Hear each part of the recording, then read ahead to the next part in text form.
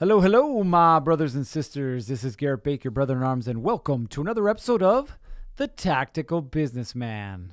Today's topic: can you hear the train coming? Choo choo. So back in 2000 and let's date ourselves, 2004, 5, somewhere around there. When I was working at the police department, we had a speaker come in to do some training. And I remember everybody had to go to this training. It was in this auditorium that we have, a police fire auditorium. And he comes in and we'll call him a portly fellow, right? He reminded me of Chris Farley, a little older with brown hair and a brown mustache. And I remember him walking up to the stage, and he gives this presentation that was a few hours, but it all centered around this one thing. Can you hear the train coming? And I remember when he first started saying, can you hear the train coming? I'm like, oh man, this is going to be a long one. And he would keep saying, choo choo, can you hear the train coming? Can you hear the train coming? Now, the entire premise of his presentation had to do with liability, had to do with the fact that, hey, if you see something coming ahead of time, can you head it off? Right? And he talked about these stories about, cars that are stuck on the train tracks and cars that try and go around the railroad arms and end up getting hit by the train, and all these things that had to do with the fact that, hey, a train doesn't move that fast. I mean, it's moving, but not that fast, unless it's a bullet train in Japan, but we're not talking about that train. So what it does is it gives you a warning. And what is that warning? Well, we all hear it, the train whistle. If you live anywhere near a train, you know exactly what I'm talking about. In fact, where we lived for about 10 years, we were still probably 4 or 5 miles away from the train, and every night that train would go off and it would wake my wife up. Complete side note, though. So his entire presentation was based on this idea, this concept of you can hear the train coming before it arrives. So why would you hang out on the tracks? And you know this as well as I do, is there's multiple people who have been killed because their car is disabled on the train tracks, and they try and get it off instead of just getting out of the car and, well, saying goodbye to the physical property, i.e. the train, their car, and instead lose their lives. In fact, there was a story about a lady in Utah who got mad at this train conductor because he ended up smashing into this train. Well, the problem is that this train was carrying, it was like 100 cars, and it sees the train stuck on the tracks, then it blows its horn, it hits on the emergency brake, which engages the brakes on all the cars, and he can't stop in time. It takes over a mile sometimes for these trains to stop. So he ends up colliding with the car. But because he was able to blow his whistle and all these things, the people were able to get out of the way. Anyway, what do train whistles and train stories have to do with you? And what do they have to do with me? Excuse me. So before I answer that question, I want to actually share a story of what happened to me, again, as a police officer. I had about 4 or 5 years on. I was working patrol at the time, and we got this call of an armed robbery that happened at, wait for it, Walmart. Yes, Walmart. It happened on the east side of town at this Walmart, and they ended up with a shotgun. They carjacked a vehicle, 2 suspects, and then they fled. Well, our helicopter happens to be in the east side of the city, overhead pretty quickly, and picks up this vehicle. The vehicle quickly jumps onto the freeway and starts proceeding towards the west. Well, I worked the west side of the town at this time, so I would position myself just in case he was going to keep coming our way. And it was probably 10 miles away. Well, I'm at the on-ramp of the freeway, and sure enough, I'm listening to the updates from the helicopter, and the helicopter's reading off, this street and reading off the next street, and it keeps coming closer and closer and closer, and my heart starts racing. I'm like, oh, I'm going to get involved in this. And cops are just like every single one of you, right? We like those adrenaline highs. We like the chase, right? This concept of trying to catch the bad guy. Well, again, my desire for catching the bad guy was starting to outweigh my thoughts for, hey, is there a safer, more effective way to do this? I'm less than 5 years on the job, and so I'm still the young, cocky officer who thinks that he's invincible and he can do no wrong. So I'm at the on-ramp, and sure enough, here comes the car. Boom, comes speeding by. And I'm like, whoop, here we go. So I hit the gas, and I'm tailing in behind him. And I got a Crown Victoria at the time, which takes a minute to get up to speed, but doesn't do too bad. So I'm following this car for a few miles, and I'm probably a quarter mile away. The air unit's still calling it off, and then they exit. They exit off this road a couple miles up and start to proceed northbound through the city. Well, of course, they're not paying any attention to any traffic laws or anything like that. And so they're continuing northbound through the city, and they hit this first main intersection about a mile north of the freeway.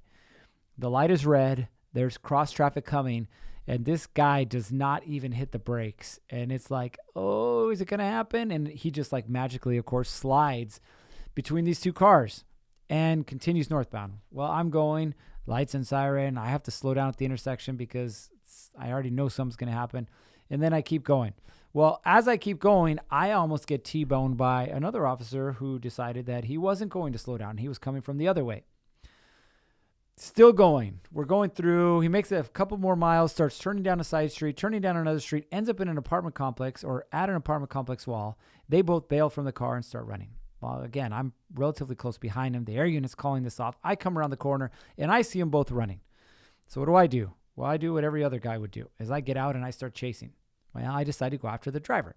The driver goes up along this pony wall and then jump over this higher wall that was probably like 6 feet.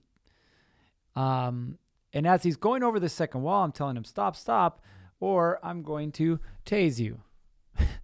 Mind you, these two guys had a shotgun at least, probably another weapon with them. And I was going to use a taser, which was a non-lethal weapon, against this guy. And sure enough, I shoot him with the taser, miss him, because he's kind of up in a tree, kind of up on the wall. Anyway, he goes over, so I holster my taser, I jump on the first wall, jump on the second wall, jump over the wall, and then I start chasing after this guy. Well, there was a pretty big delay between him getting over the wall and me getting over the wall, so I very quickly lost him. Now, with the help of the air unit and surrounding units, we were able to find him, and we were able to find his partner. And so, of course, like most cops do, like most men do, celebrating a victory, right? There's fist bumps. There's like, good job. Everybody's all excited. They're happy. And then I'm like, well, I'm going to head back to my car. And as I start to walk back to my car, mind you, it's nighttime by now. And as I start to walk back to my car, I get to the same wall that I'd climbed over initially. It's about a 6-foot wall. And so I'm looking at it and I'm like, okay, there's got to be a better way to get over this wall instead of straight over where I went this last time. So I start looking to my right and I start looking to my left. And as I look to my left, I see something dark on the ground.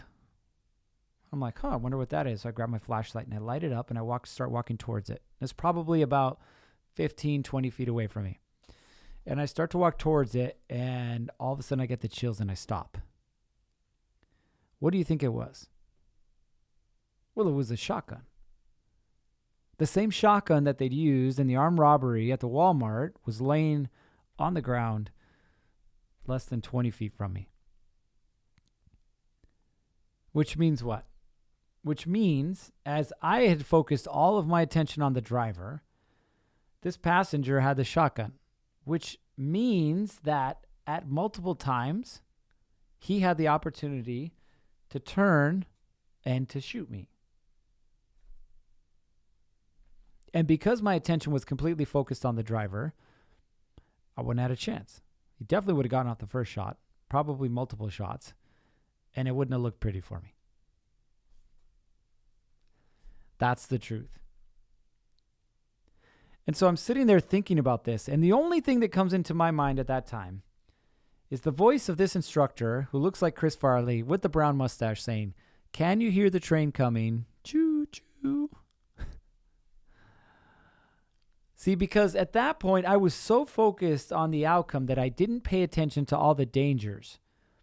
I.e., I was the guy in the truck trying to work my way around the railroad arms, ignoring the fact that the train was coming because I needed to get to the other side. And luckily enough for me, the train wasn't close enough to hit me. Luckily for me, this passenger had decided in his best interest that he wasn't going to take a shot at me. But what if? What if he would have? See, what I hadn't learned at that point in my life yet was seeing ahead of what was happening, planning for what was going to probably happen or what could happen. And instead, I was just living in the moment.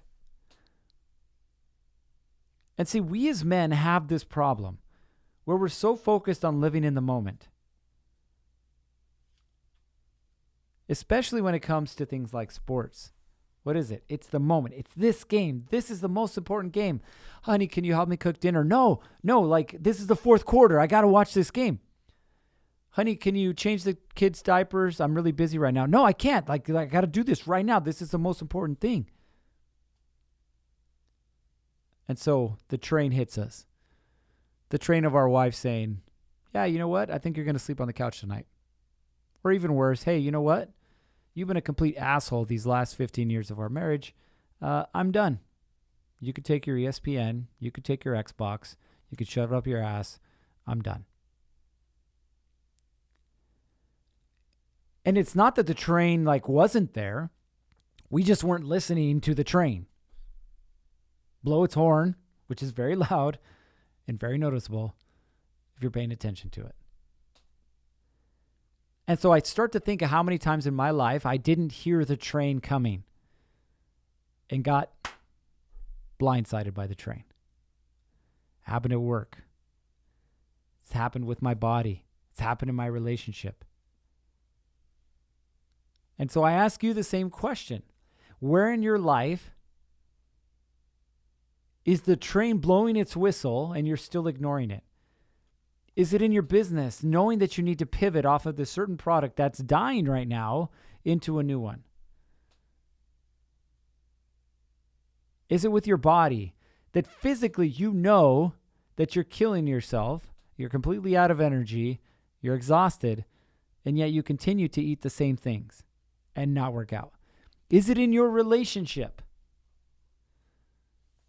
where your wife has been telling you over and over and over again in her own special way, quit ignoring me?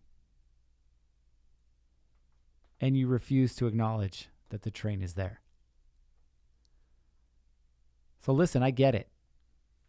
I've lived this. Literally with my life on the line, I've lived this. I've lived this in my business. I've lived this in my personal life. I've lived this with my body. I've lived this. So the question is not, are you living this or not? Because I guarantee every single one of you in your life right now, that's right, I'm talking to you, is dealing with something right now, is dealing with this train. The question is, are you going to see ahead of what's going to happen if your actions don't change?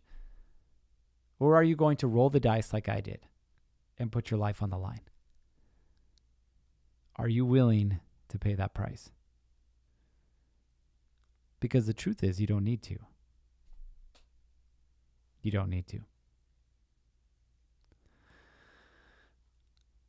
Now, if you're struggling with this, if you're struggling with seeing the train, I get it.